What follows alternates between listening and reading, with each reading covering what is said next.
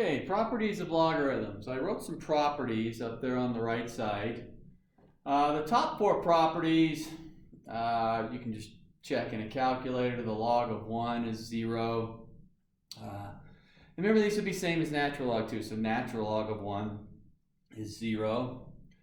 Log of a with the base of a. So basically, if you're taking the log of something and it is the same value as the base, it's 1. The exponential cancels, leaves you m. And then the fourth one would leave you just the power. And we're going to talk a little bit more about that one. It's mainly because this power, r, would move to the front. And it would be r times, and that was 1. So that's where we're getting r. These three aren't calculator ones. They're going to be our main focus here. So if I have a product, if I see a product, it splits to addition. If I have a quotient, and I'm just using m's and n's, if I had m divided by n, it's going to go to subtraction. So product goes to addition. Subtract, or quotient goes to subtraction. And then if you have this exponent here, some exponent, in this case I put r, that moves to the front. Exponents to the front. Okay. So we're going to look at splitting some things up and putting them together. We need this for later. We're just basically practicing using these properties. So if I said something like this, let's say the instructions were write as a sum or difference of logs. So we're going to take a logarithm and we're going to split it up based on if we see products, quotients, or exponents. So I wanted to split up the log of x squared y cubed. And we'll go base 4. I'll give our example here. So if I go my base 4 and I want to split this up, I'm looking at two things going on here. Number one, a product. And number two, I see exponents sitting there. So if I split this up, my product would go to a sum. And then the exponents would go to the front. So I'd have a 2 in front of the x one, 3 in front of the y one. So if I see a product, it's going to go to a sum. Whatever exponents I have, those are going to move to the front as coefficients. So I'm bringing that power down in front of the x one, the 3 down in front of the y one. Let's look at a quotient one here. Let's say ln a to the 4th over b squared. Now, again, the properties, I wrote them all up there with the regular log. Same is true with a natural log. So I'm looking at a natural log quotient, which means it's going to go to subtraction since I'm dividing the a and b. And then I see those exponents. 4 is going to go in the front of the a one. 2 will go in the front of the b one. So it looks something like this. 4 ln a minus 2 ln b. So subtraction from the division, powers in front of each one. All right, so let's mix a couple things in here. How about log? I won't put a base this time, so remember that's base 10. X square root y. All right. Now we don't have any properties for radicals. Well, we have properties for exponents. And we need to remember that when I see a radical, a square root, cube root, fourth root, that's really an exponent. So I can rewrite this as x, y to the 1/2. 1/2 power on that y. That represents that exponent form of the square root. That's just on the y. So now there's my product again, going to a sum. Half will go in the front of the y one. So I would have log of x plus 1/2 log of y for that piece. Plus 1/2 log of y. Now let's mix the kind of two in together here. Let's go, and let's see, I'll switch back to an ln. Let's go ln x squared y to the 4th over z to the 5th. So now I'm seeing a product and a quotient. So I have a product between the x and y. That's where my plus is going to come from. 2 and 4 are the exponents in front of them. And then I'm going to have a minus on the z one because that's my division. So I would have ln x, 2 ln x plus 4 ln y minus 5 ln z. Now a lot of times, sometimes we forget, gosh, you get that minus there. Why would it be not minus? Think of it as negative exponents. So here's really what's happening. Okay? And I could rewrite this problem as ln x squared y to the 4 z to the negative 5.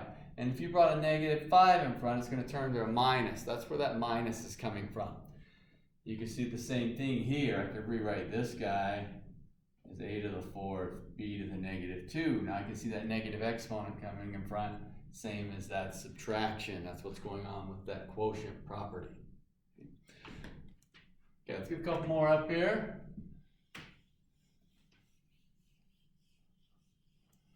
Let's say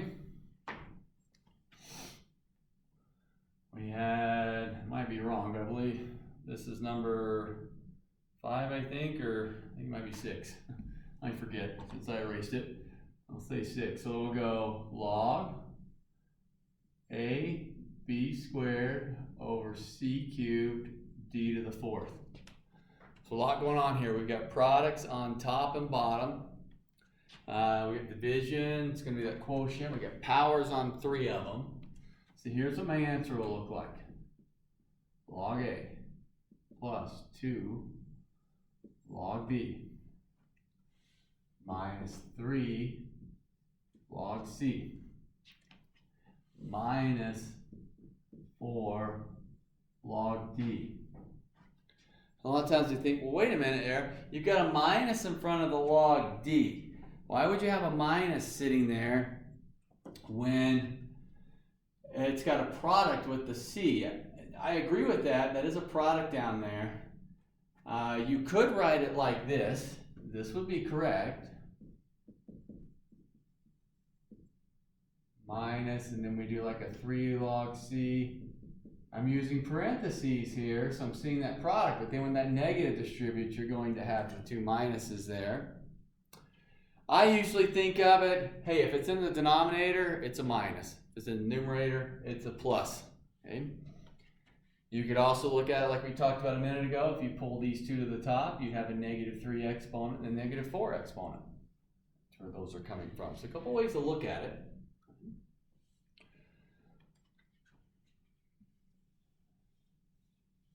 One more here. Let's go 7 ln x squared cube root x plus 1 all over x minus 2. All right, so some different looks here. Product, quotient. Now what we need to remember is that x minus 2 is one whole thing. Typically we don't have parentheses around it, but think of it as having parentheses around it. It is one whole thing. So we're going to have 2 ln x plus 1/3 ln x plus 1. 1/3 for that cube root minus ln x minus 2. Now notice I've got parentheses around the x plus 1 and around the x minus 2. So I've got to keep those two guys together. And that's about as far as I can go there. I cannot distribute this through. This was one whole unit. The same with that x plus 1.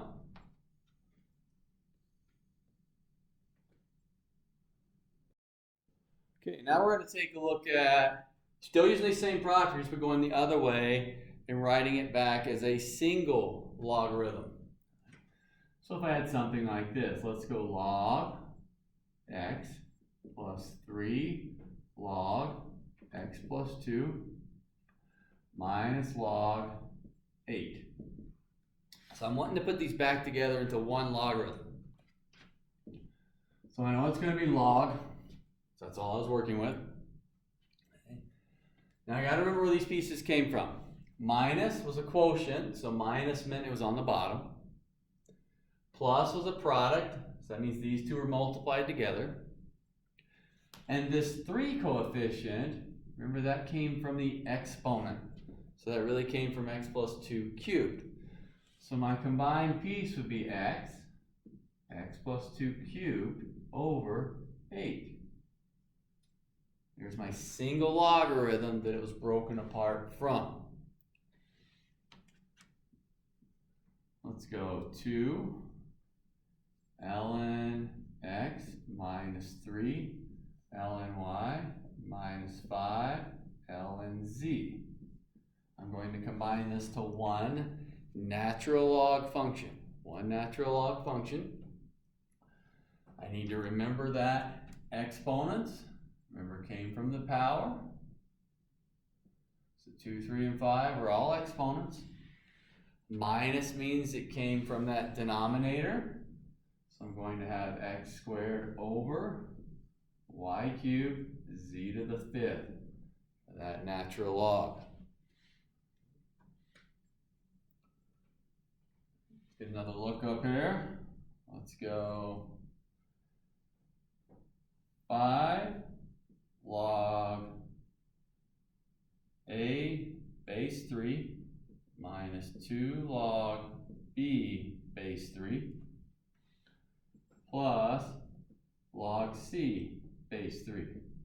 So we know when we combine these, they're all going to be a log with a base of 3.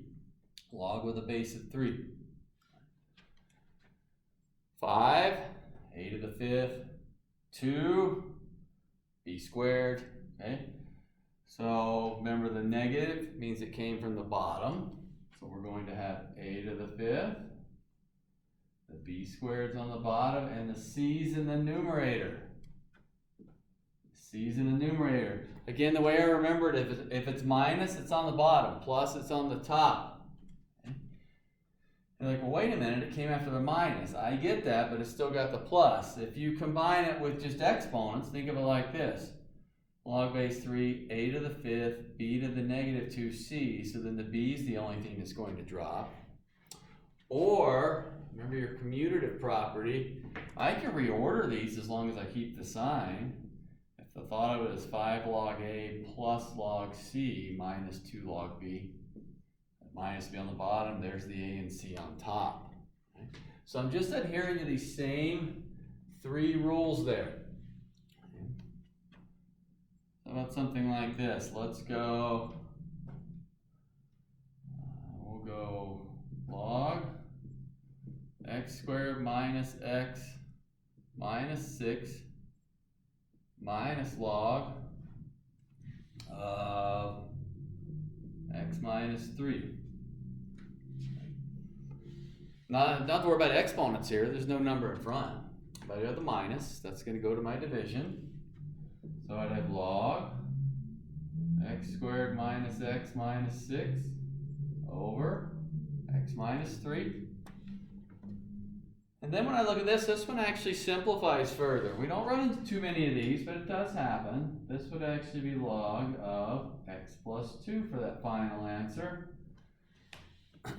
And I wasn't expecting it when I started, but basically what happened is I can factor this numerator. This numerator factors to x minus 3, x plus 2, and then those x minus 3's would cancel. That's what's leaving that piece there. All right. So main idea would be our properties. We're going to be working with those, again, with some solving and things. We're going to see those properties come back from time to time. But so in this unit, we're just practicing putting things together and splitting them back apart.